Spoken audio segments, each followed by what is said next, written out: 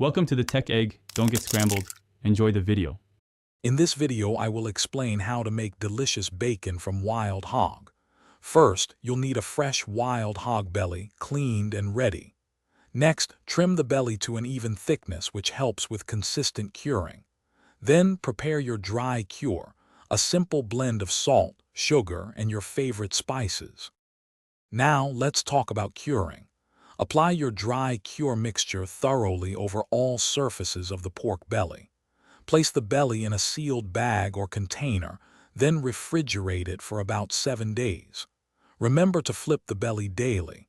This ensures the cure is evenly distributed and penetrates the meat properly. Hey everyone, if you're enjoying this video, please hit that subscribe button and give us a like. Quick recommendation: for all your wild hog recipe reading, check out the new Kindle Paperwhite. It's perfect for reading anywhere. You can find the link and other great deals in the description below. Now, let's get back to the video. Once cured, it's time to rinse.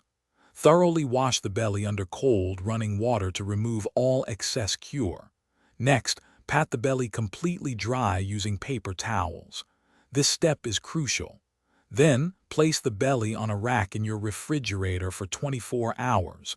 This forms a pellicle, which is essential for smoking.